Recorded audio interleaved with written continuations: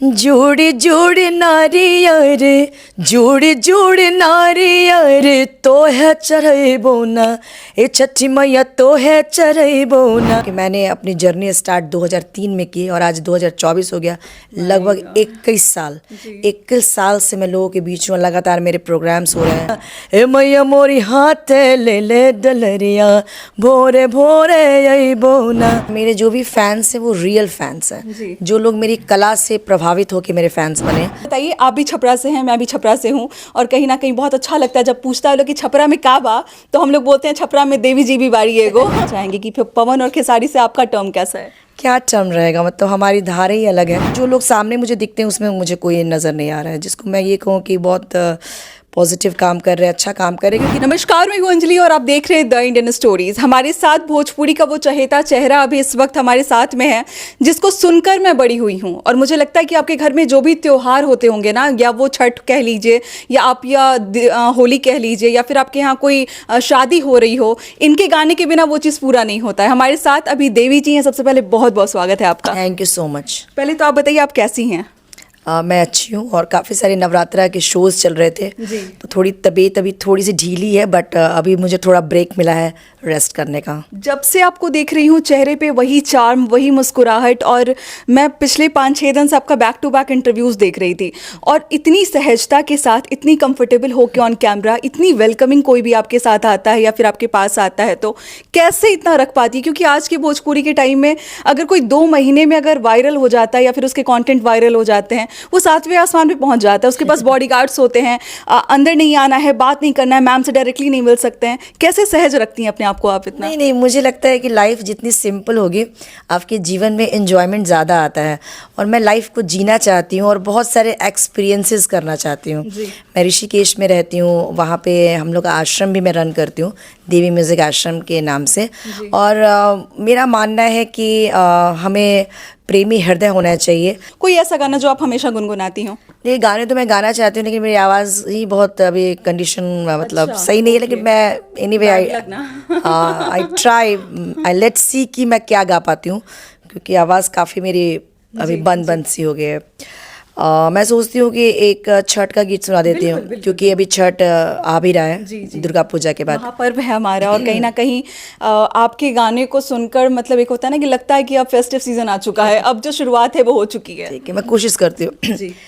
जोड़ी जोड़ी नारियर, जोड़ी जोड़ी नारियर, तो है चढ़ैबो ना, ए छठी मैया तो है चढ़ैबो ना।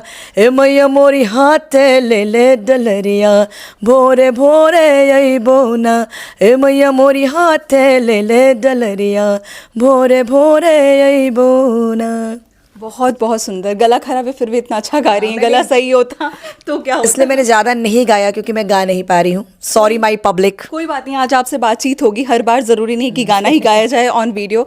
जैसा मैंने पूछा आपसे कि आप कितने पहले से गा रही, तो आपने बोला 6 साल की उम्र से आप गा रही हैं, और आपने भोजपुरी को बनते हुए देखा है, भोजपुरी के शीर्ष को देखा है, उत्कर्ष को देखा है। क्या कहना चाहेंगी, ये जो अप एंड डाउन को आपने देखा है, उसको आप कैसे देखती हैं कि जो आपका समय था या फिर जो आपके समय में अच्छे अच्छे गाने बनते थे? आपने ठाकुर प्रसाद जी पे जो भी भिखारी ठाकुर जी का जो भी गाना था, आपने उसको वर्ल्ड लेवल पे पहुंचाया है, तो कैसा लगता है जब आज के आर्टिस्ट को आप देखती हैं या फिर आज के गानों को सुनती हैं? देखिए, बहुत दुख होता है, क्योंकि भोजपुरी का इतिहास जो है ना वो बहुत ही उत्कृष्ट रहा है, और भोजपुरी के जो गाने सब हैं, जो रियल गाने हैं, जो हमारा रियल फोक सॉन्ग है, वो बहुत ही पावरफुल है। और आप देखेंगे कि जन्म से लेकर मृत्यु तक के गाने बने हुए हैं। लेकिन ये काफ़ी दुखद है कि आज के जो भोजपुरी सिंगर्स हैं उन्हें पूरे भोजपुरी भाषा के साथ खिलवाड़ किया है, और साथ ही साथ भोजपुरी भाषियों का और पूरे बिहार वासियों की जो बदनामी है वो करा रहे हैं, और ये बहुत ही दुखद है। और मैं अपने दर्शकों को यही कहना चाहती हूँ कि देखिए, अच्छी चीज़ें ही कायम रहती है। आज फिल्म कॉन्क्लेव में आई तो यहाँ भी जो चर्चा हुई वो पुराने फिल्मों की चर्चा हुई। गंगा मैया तो पियरे चढ़ैबो, उसकी चर्चा हुई। तो इससे यही लगता है ना कि जो अच्छी चीज़ें होती हैं वो सदियों तक लोगों के दिल में रहती है, वो अमर हो जाती है। लेकिन जो अश्लील चीज़ है, जो विकृत चीज़ें हैं, लोग इसको 1-2 बार तो देख लेता है, लेकिन उसका कोई स्थान नहीं बनता है। कहते हैं बदलाव का नाम ही ज़िंदगी होता है, और जैसे जैसे समय बदला, जैसे जैसे पैटर्न बदला, आप पे कभी प्रेशर नहीं आया कि आप भी कुछ ऐसे गानों को गाइए जिससे और ज़्यादा लाइमलाइट मिले, या फिर जो अभी जिस तरीके से लोग वायरल हो रहे हैं आप भी उस तरीके से फिर से वायरल हो जाएं? देखिए, मैं उसको लाइमलाइट नहीं मानती हूँ। अगर आप गाली देने से लाइमलाइट में आते हैं तो मैं उसको प्रसिद्धि नहीं मानती हूँ। जब अच्छे कार्य से लोग आपको जानते हैं और अच्छे कार्यों के लिए आपका नाम होता है, उसका मतलब होता है।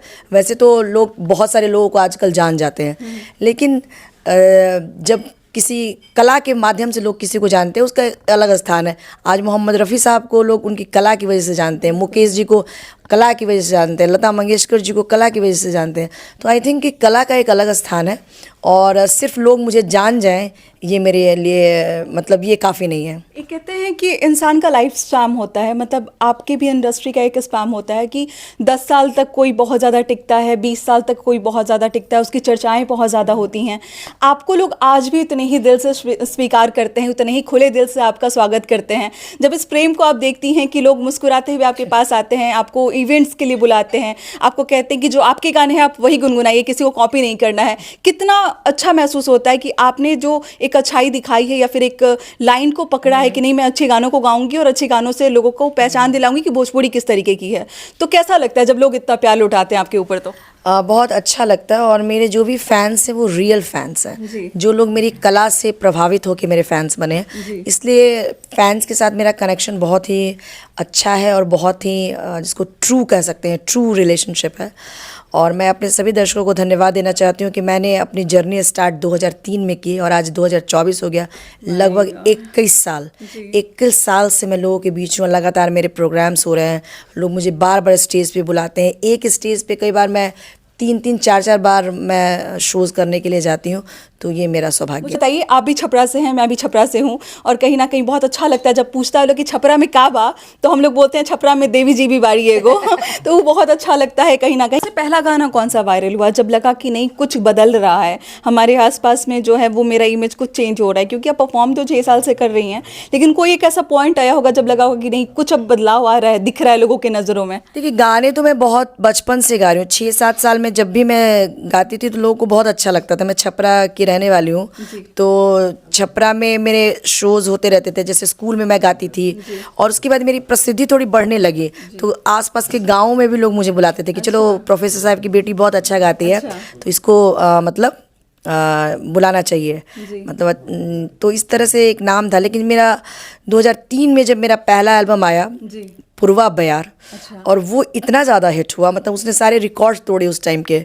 मतलब वो घर घर में बजा, मतलब वो ऐसा हो गया था कि पूर्वा रामा, कि पूर्वा, वो ऐसा हो गया था कि मतलब मैं जब बिहार आई तो खेत में भी वही गाना बज रहा है, आइसक्रीम वाला भी वही गाना बजा रहा है, पान की गुमटी पे भी वही गाना बज रहा है, शादियों में भी वही गाना बज रहा है। तो मतलब चारों तरफ से मतलब वही एल्बम की आवाज़ आती थी। अभी मैं आपके कुछ इंटरव्यूज़ देख रही थी, और जब भी भोजपुरी के बारे में बात होती है, दरअसल मैं इस पे चर्चा नहीं करती हूँ या फिर नाम नहीं लेती हूँ, क्योंकि मुझे लगता है कि कंट्रोवर्सी ही बनती है बार बार। 2 ही स्टार के नाम आते हैं जब भी भोजपुरी के बारे में बात करते हैं, एक पवन और एक खेसारी। 2 लोगों के अलावा कहीं कोई चर्चा नहीं होती है।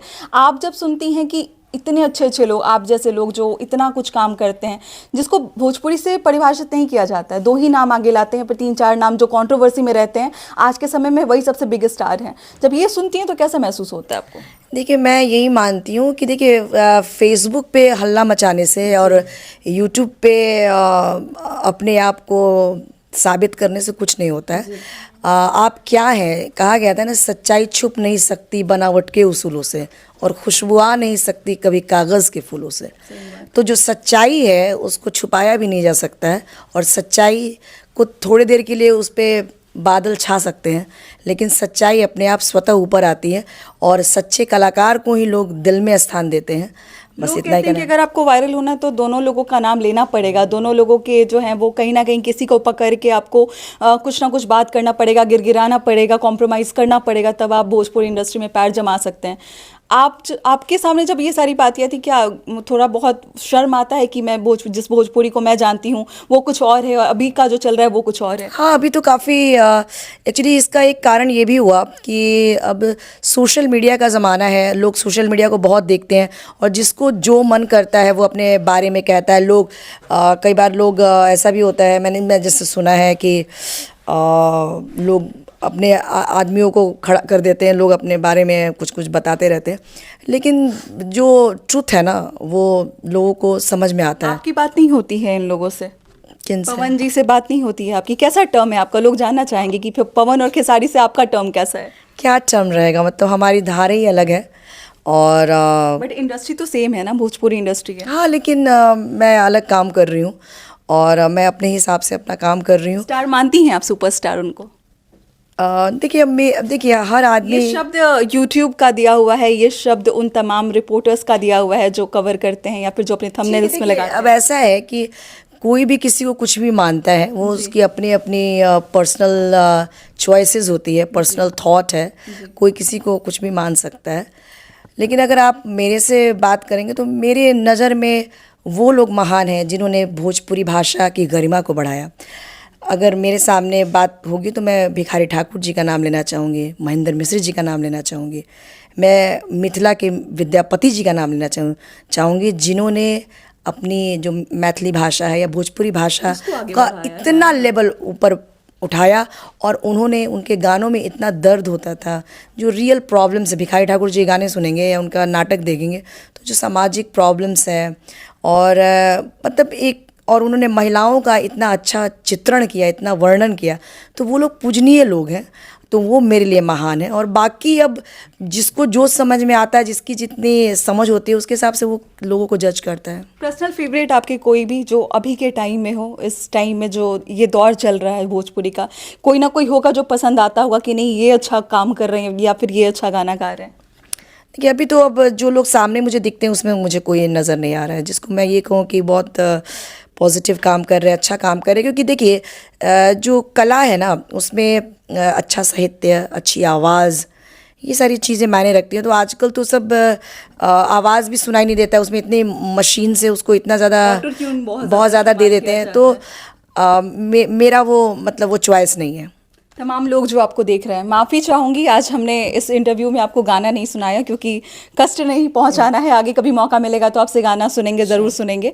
बाकी आप क्या कहना चाहेंगे जो तमाम व्यूअर्स देख रहे हैं, जो हमारे पेज के माध्यम से आपको देख रहे हैं, आपको बहुत सारा प्यार करते हैं। पर्सनली मैं आपको बहुत पसंद करती हूँ, मेरे पूरे परिवार के लोग आपको बहुत ज़्यादा पसंद करते हैं। हमारे पास वो कैसेट होता था, DVD होता था, जिसमें हम आपके सारे लिस्ट को रखते थे, और जब भी कोई होली आया तो होली में देवी जी का पूरा बज रहा है, मतलब लोग बड़ा इंजॉय करते थे आपके गानों को। क्या कहना चाहेंगी उनके लिए भी और मेरे परिवार के लिए भी? थैंक यू सो मच आपके पूरे परिवार को, जो आप सभी लोग इतना प्यार करते हैं।